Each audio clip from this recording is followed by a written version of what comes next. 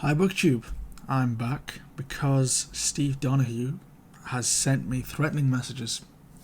He forced me to come back. It's 2:50 a.m. here in Devon, England, and I'm back because Steve Donahue has forced me back. Just forced me. He told me he would fly over from Boston to Devon, come here and tear down my Stanley Kubrick shrine and beat me with a baseball bat and tell me that directors don't matter. Directors don't matter. Directors don't matter. Unless I make another video, so I had to stay up at this ungodly hour and make a video. I didn't really want to start BookTube with a lot of film discussions because, I thought maybe I should ingratiate myself amongst the book community before I bombard them with film discussions. But you know what? It's early. I'm still looking for ideas. I do have a big comic book video planned, but for now, I'll make that in the next coming days. But for now, I just wanted to talk about top 10 war films because I've seen Steve made a video on this like a year and a half ago. So I thought I'd tell him what's really the top 10 war films. There are a few overlaps, but I was wondering, could I include these? Because David Lean, he sure knows how to make a good historical drama set during a war film. I don't know, so I didn't include these in the top 10, but I feel like, I have to mention them because they're so much fun. I'm sure Steve would echo those sentiments, but you can tell me if that's allowed or not. But let's start really with the top 10. I have some other props as well, but not for the 10th film, which is When the Wind Blows, which is a 1980s animated war film. Find the exact year, 1986. It's about an elderly couple living in England. They're in a small town. I think it's like on the outskirts of London, if I remember correctly. Anyways, this is a nuclear war film. So, here, I'll just read this to you. With the help of government-issued pamphlets, an elderly British couple build a shelter and prepare for an impending nuclear attack, unaware that times and the nature of war have changed from their romantic memories of World War II. So this is sort of Cold War time, and they remember the Second World War, they remember Churchill, and I guess they didn't face maybe the full brunt of it. They have a very romanticized view of the war.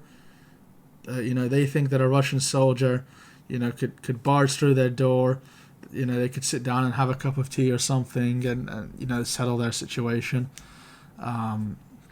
They really don't know how bleak things could become. The tagline here is a horrifying vision of tomorrow. This is a beautiful film. It's got this kind of pastoral feel at the beginning, and then I don't want to spoil it.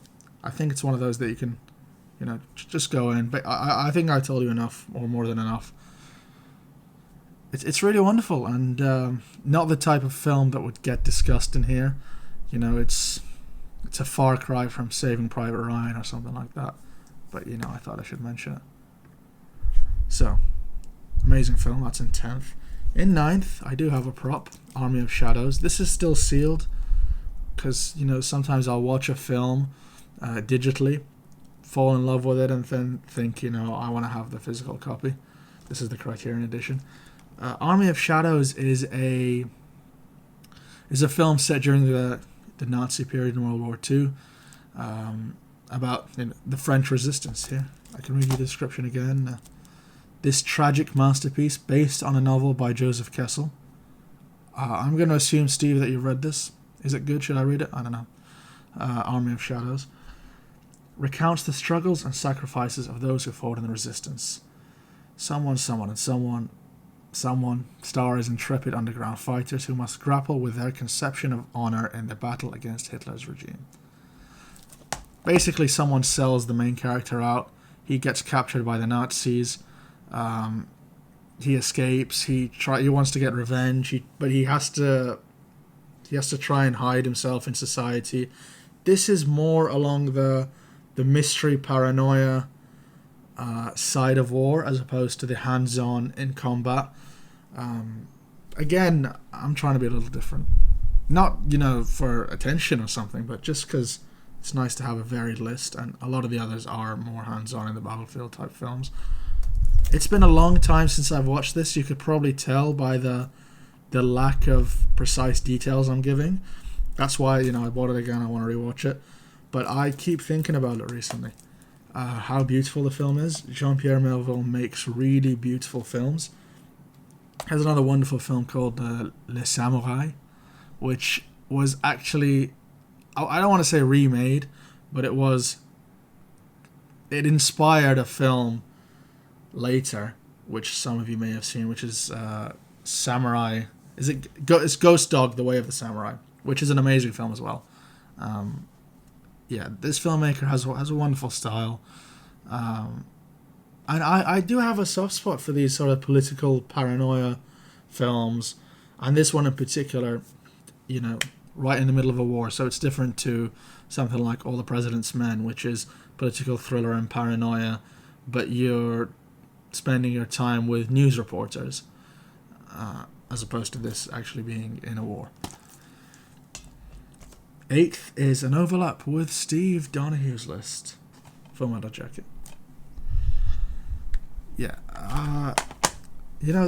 Steve said that he hates to credit Stanley Kubrick. I can go on for the whole video, but that would probably be boring. This film is a film of two halves. The first half is probably the most beloved half by everyone, and fair enough, it's super entertaining. I actually showed my sister like the first 10 minutes of the film the other day, and it just gets you hooked with how funny it is, which you wouldn't expect for how dark this film is going to become. It just starts out seeming almost like a comedy, a dark comedy, but a comedy nonetheless. As we're in the boot camp with new recruits for the Vietnam War. It opens with that famous Goodbye My Darling, Hello Vietnam song, which sets up the dark humor. But it's one of those that starts out feeling like it's going to be a comedy set during the war, and the comedy is going to offset the darkness of the war. But the reality is that it's going to start out comedic and just get darker and darker and darker until the end of the film, where it's it's gone full on. It's about the insanity of war in a different way to the film I'm going to mention soon, which it's often compared to. This is more about sort of the dehumanization of people in a war, and what it can do to you. And then Steve mentions really, really nicely in his video of how not only the dehumanization of people, but what happens to those who aren't necessarily dehumanized in an obvious way. So those who make it through the war without having an obvious, visible mental collapse, and how there's nothing admirable about those characters. They're somehow even worse, more evil, more bizarre. Yeah, Full Metal Jacket. It's a lot of fun, but at the same time, it's really, really dark, bleak. I think something that's really interesting about this is that it's actually made in London. So as a Londoner, that's always a cool fact. This was in the 80s, and it was made in what is now Canary Wharf. And soon after this was made, that area became Canary Wharf, and the building started there. But if you told a Londoner now that Canary Wharf, which is the financial, well, one of the, financial district is technically City of London and London Bridge. It's a business area with big skyscrapers that, bankers work in, with, big lights. And back then it was nothing. There was like factories and just flat ground, and Stanley Kubrick used that, brought a bunch of palm trees over, these Vietnamese signs and everything, and made the whole film in London. He didn't like to travel. So, but yeah, You wouldn't tell, besides the fact that the characters don't sweat in the film. So, at least not super visibly. But yeah, anyway, Full Metal Jacket. It's a wonderful film. Next up is another Kubrick film, actually, Paths of Glory, starring Kirk Douglas. This one is from 1957, which is the best year for cinema. Some film historians will talk about 1939. Yeah, good year, of course, but come on. 57 has so many great films, and a lot of them are like 90 minutes long. It's just such a great year. Really is. There's like 10 masterpieces that year. Maybe even more. It actually baffles me how good of a year it is. Some directors even made 2 amazing films that year. I think multiple directors made 2 amazing films that year, which is crazy. Anyways, this is set during the First World War. Might be the only film I have on this list set during the First World War. Most war films are set during the Second World War or the Vietnam War, at least the more famous ones. This one is not there. This is about, a conflict, a doomed conflict, and a few people were scapegoated. Basically, this group didn't go up and fight in a doomed situation, and one of the higher ups in the military, tried to call them out because he wanted that battle. He wanted this hill taken, and they couldn't do it. It was obviously impossible, so they didn't go. He called them out for cowardice and scapegoated just a few random ones, picked them out, and tried to put them up and sentence them for death. And so we follow those 3 and Kirk Douglas, who tries to defend them.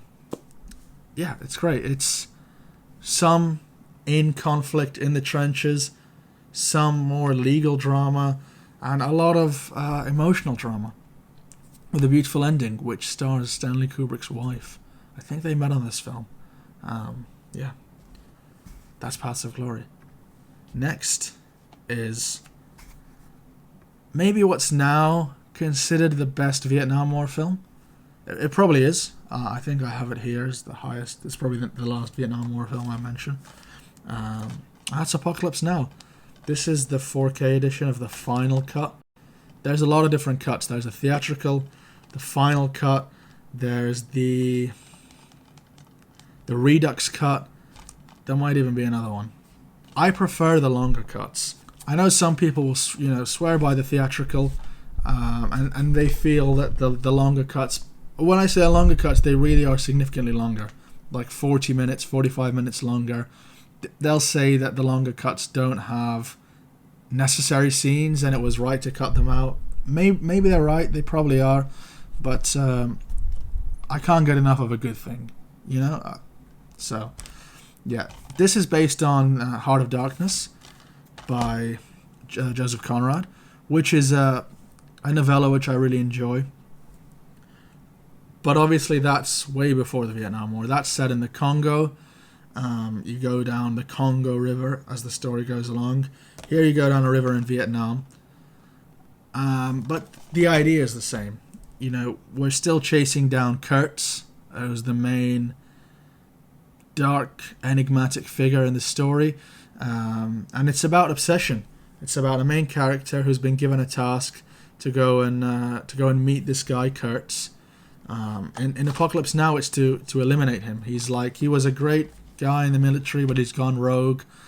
He's gone crazy, and we need him taken down. We got to go down this river slowly, encountering all different stages of the Vietnam War madness, and we get more insane as we go along on this journey to meet this man, who's played by Marlon Brando, one of my favorite actors. I don't think I've seen a bad role from him. He's one of those characters that even in a small role, obviously this is small in terms of screen time, but not in terms of presence. It's one of those Darth Vader roles where, the character's constantly mentioned, constantly in the air, even if he's not on screen. But again, even in a small role, whenever he's there, it feels like he's stealing the show. There's so many stories to tell about the making of this film, but I don't want to go on for so long.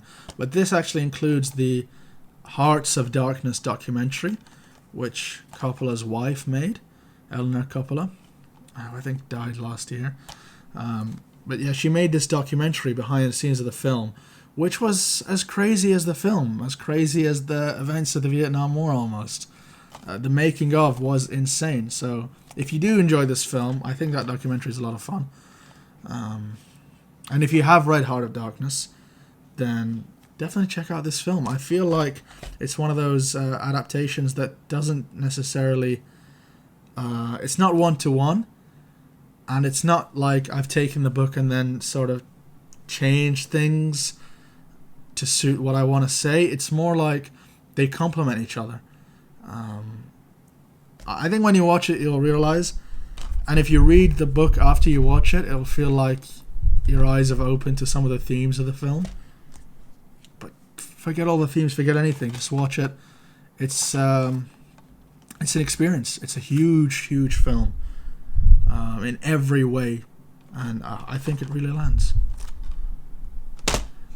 Next is a film that I guess many won't consider a war film, but when you really think about it, it's got to be. Comes in this box set, The Man with No Name trilogy.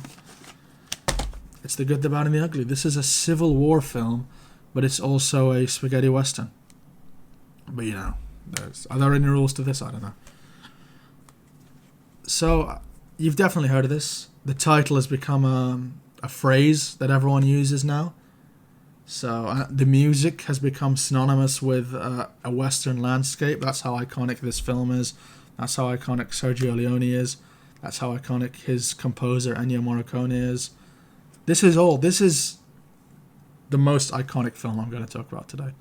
And one of the most iconic films ever.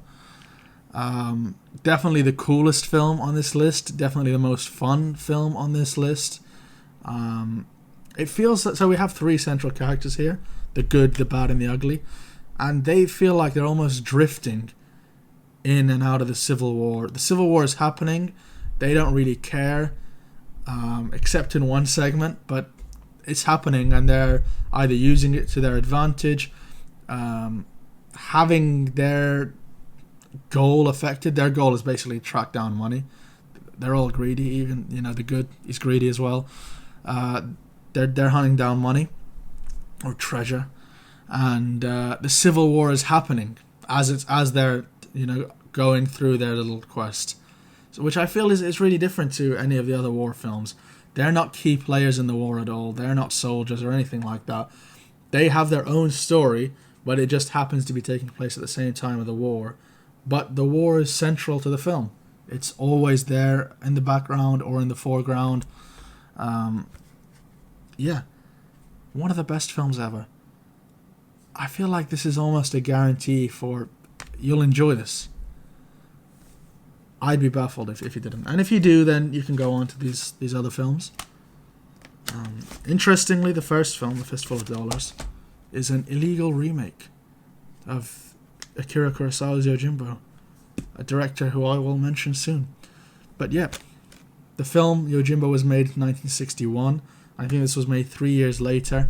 It is basically a scene-for-scene remake, without any negotiations or any agreement to make that. And then the Japanese studio, I think it was Toho, sued whatever studio made this and won. But then Sergio Leone goes on in the second and third film to sort of become his own filmmaker and make his own stories, but with inspiration. So yeah, that's great. If you're doing June on the Range as a BookTube event, maybe you wanna watch this. This isn't in the classic Western mode. The John Ford Western. These are spaghetti Westerns. But I think today, when you think of a Western, you probably think of these.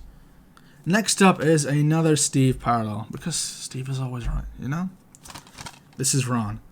The best Shakespeare adaptation, probably. Sorry.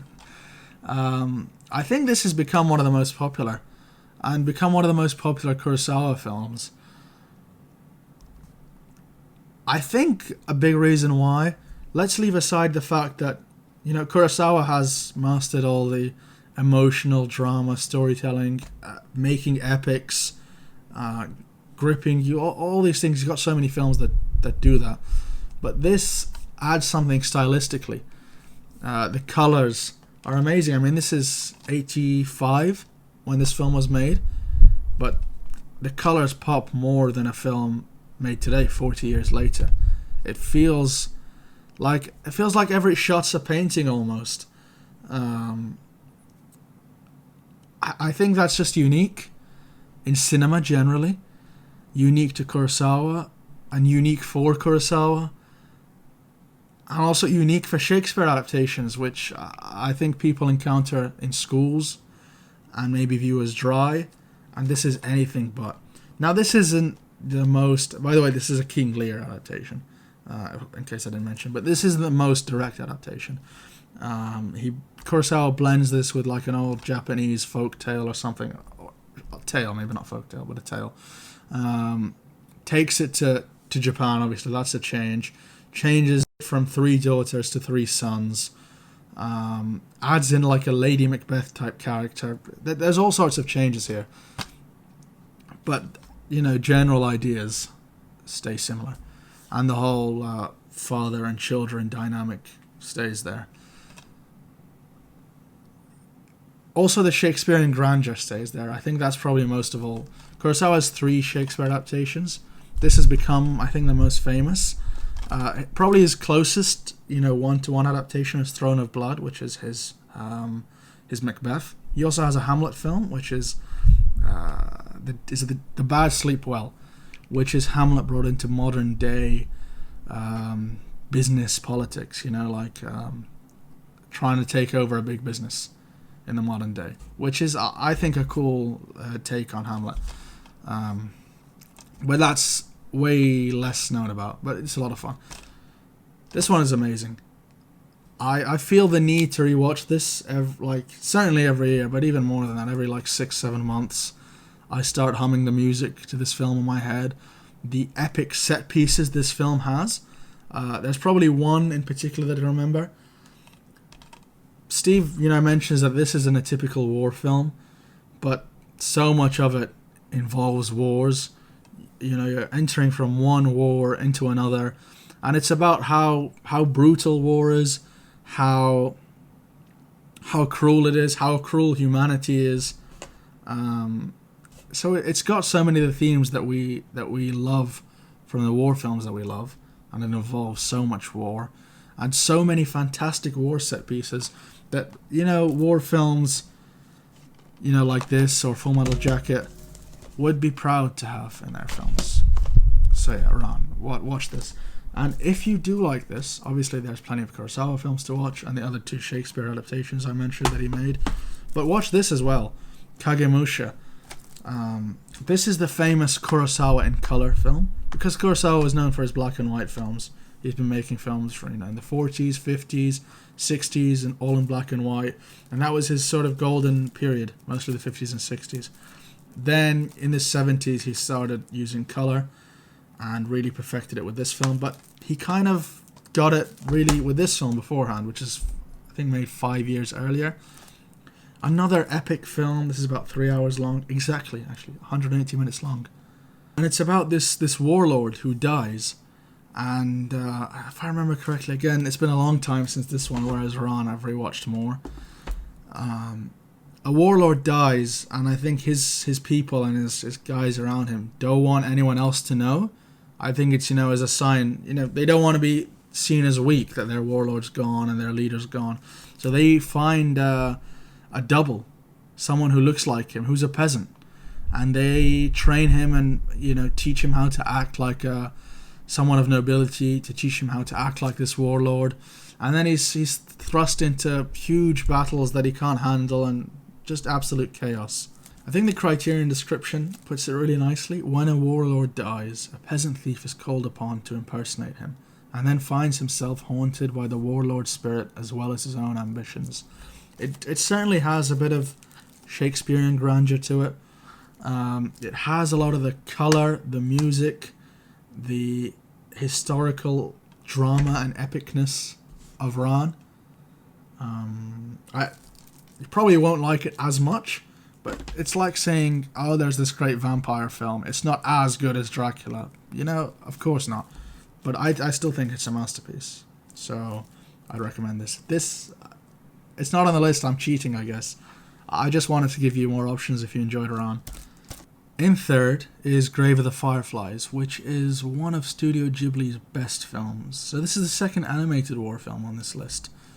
But this is the bleakest, most depressing film, not just war film, but any film that you will ever watch in your life. I think I can guarantee it.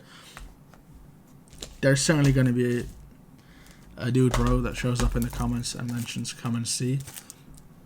It's a valid film to put up, but Grave of the Fireflies, I think just the animated style just levels up the depression. But I don't want to dissuade you from watching it. I just want to warn you, the tears might start flowing.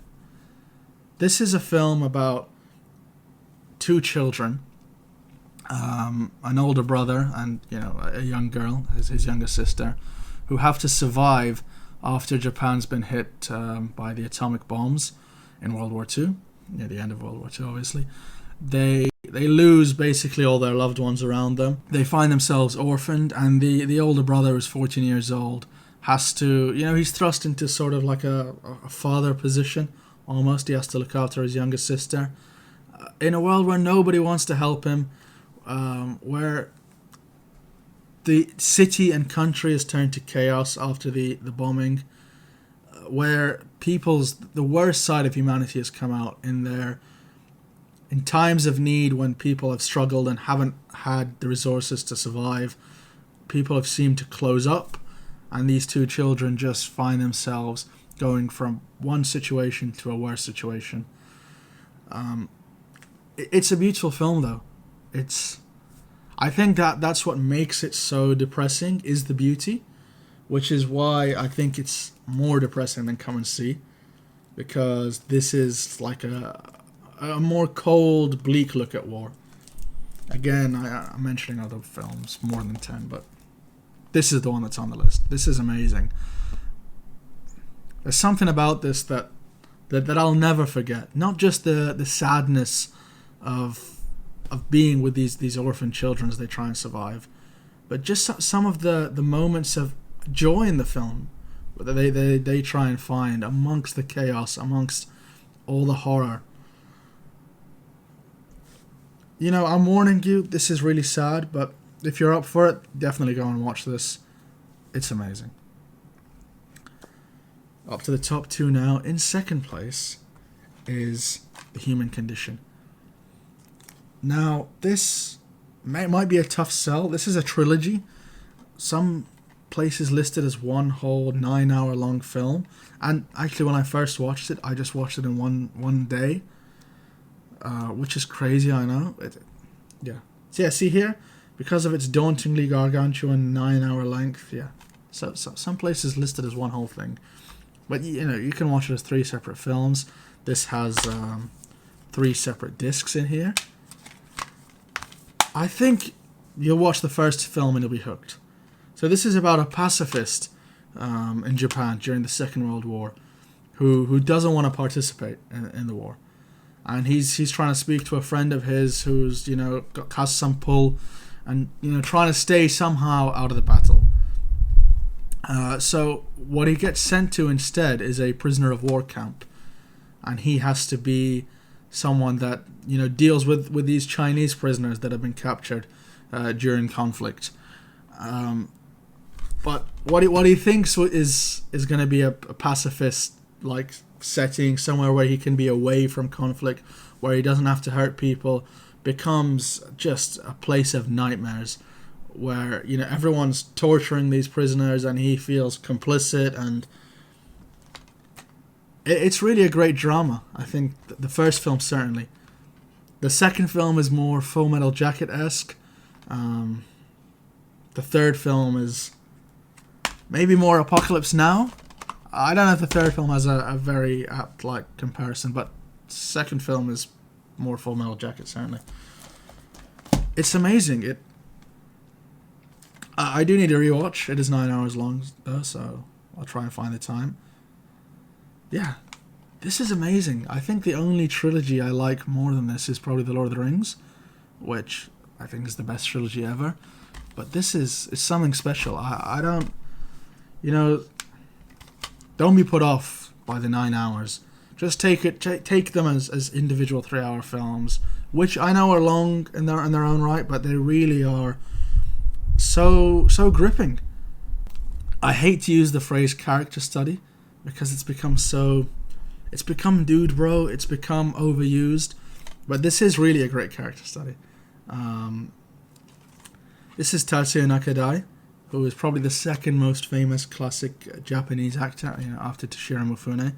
He's amazing here, going from someone who didn't want to be a part of the war into someone being forced into it, and how he changes and evolves. And it's amazing. It really, really is. Had to mention it. Lastly, certainly not leastly, this is the best. Barry Lyndon. One of my favourite films ever. It's my favourite war film, but it's not entirely war. This is, again, I am slightly cheating, but whatever. This is a historical epic set during a major war, and we go in and out of war. So this is based on the William Makepeace Thackeray novel, I think of the same name. Yeah, and which, maybe Steve can tell me if it's any good, if I should read it. I know Steve has mentioned Vanity Fair a lot, which I have on my bookshelf, which I will get to eventually. But yeah, it's about a young man who falls in love with his cousin, and you see that at the start of the film. They're romantic and in love and whatnot. But soon enough, this is set in Ireland, by the way.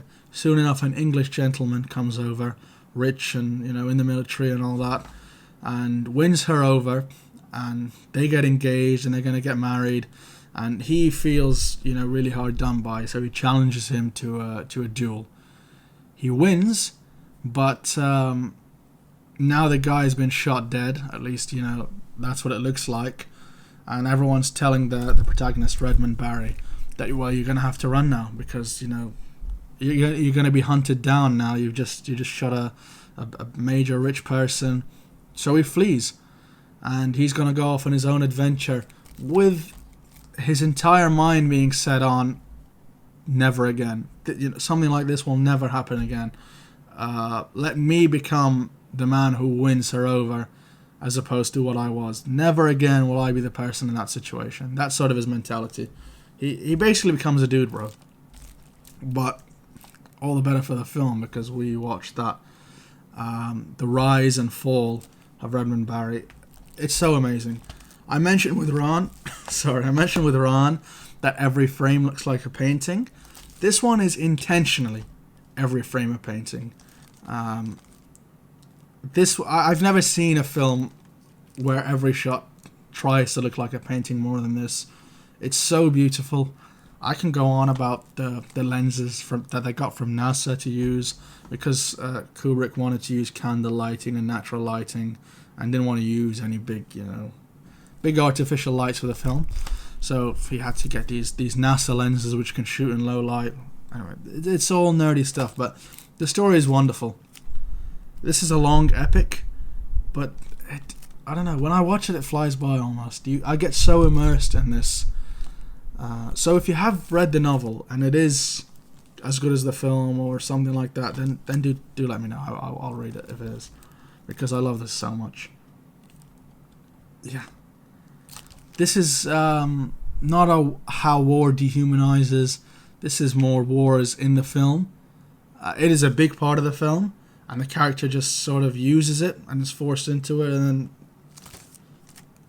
I don't want to go on too much. This video has gone on for ages. I don't think there's a single human who's sat to the end of this. Well, I think I'm just talking to a screen now. But yeah, if you have, thank you. Thank you so much for watching this. Make your own of these lists. Let me know. I'll watch it. I'll tell you how wrong you are. Thank you, BookTube. I'll be back because Steve will threaten me.